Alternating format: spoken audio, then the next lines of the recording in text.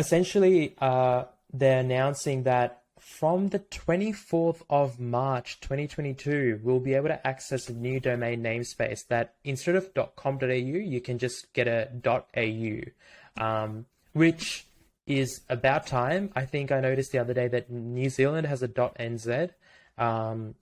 So I don't know why it's taken us this long. It was originally supposed to happen earlier this year, and then they blamed COVID, they blamed coronavirus for not launching it, which I don't really know how the coronavirus affected it. But to be fair, I don't really know what the inner workings of releasing a .au domain are. And then when we go into it, if you've already got a .com.au, you'll be prioritized. You'll be allowed to get an exact name match. So you'll be able to get your .au versus, someone else getting it off you or sort of stealing it off you. They actually backdated that cutoff date so that you can't register a domain now to just get the .au in the future. So essentially, I assume there'd be a 3 to 6 month period. And, they mention here that it will bring Australia in line with many other countries, including the UK, Canada, US, and New Zealand. So about time. Yeah. Does that follow the same rules as .com.au in that you have to have a registered business to get an AU? I don't think you need to have a registered business to get an AU. I think you might need to prove residency potentially. Okay. But I assume, if anything, it'd make it even more. They'd even ramp up the rules a little bit and make it a bit tighter to get a .au. But as they mention here, .com.au will continue to function.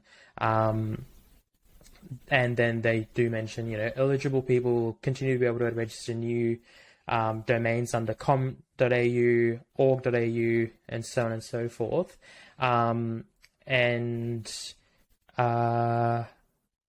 go into here, priority status to register the exact match of the existing domain. And you'll get 6 months to do this, commencing in March 2022. All I can say is about time, and I can't wait. Looking forward to it. Yeah, we'll have a bunch. I mean, I would say that if you've got a .com.au, you should probably use that 6 months to decide to definitely get a .au.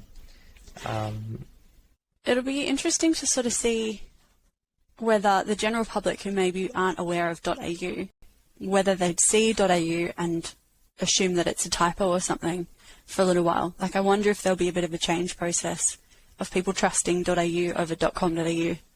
Oh, for sure. I think, I still see people including the www. And we haven't needed to do that for a long time because most websites just revert to a www.less version of it, so it doesn't really matter. I think I even do that sometimes. Definitely guilty. And you work in this space somewhat, so I think there will be a bit of a period where people will sort of just assume that you forgot the .com part of .com.au, and at least for the first 6 months, it wouldn't matter too much because you have a chance to register your both anyway.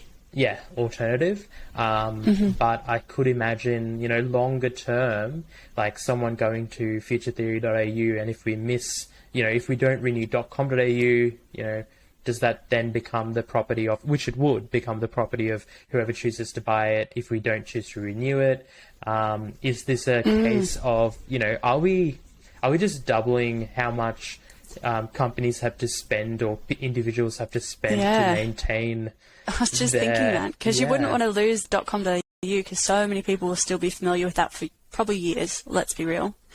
And if you're switching to just AU, all of a sudden you're going to have issues with somebody sort of stealing your name or damaging your identity or whatever. Like, there's so many different things that could pop up from that. So that'll be interesting. Yeah. And saying that, though, I'm just thinking, I've seen a lot of .ca sites and a .nz sites, but I've only seen .co.uk, and I don't think I've ever seen a .us. or I've never visited a .us site. Oh, Zoom. No, isn't US just .com? No, it's .us. .com is just commercial. Like, it stands for, I think it's short form for commercial. Zoom US.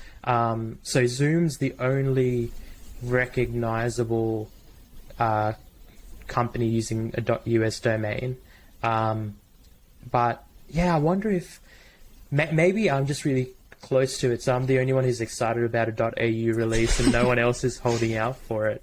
I mean, I feel like it opens up some new opportunities if the name's not already taken in .com.au to do, you know, a lot of companies will use the AU as like part of the name. I think it opens up a little bit there. I mean, like one I can think of, they're not an Australian company, I don't think, but Tableau is what we were talking about earlier. I think that ends in an AU, so they could use that for .au. Okay. I don't think they're Australian though, so that doesn't really matter. Well, it could be a, you know, cool use of like, you know, like the .ly or the .ios of this world. Maybe you're onto something. Maybe it'll create this new sort of waterfall of companies with a .au. Though not many words in English end with .au. No, it would definitely have to be a unique business name that's not really an actual word. I think for it to work, like Tableau, for example, that's not obviously a word.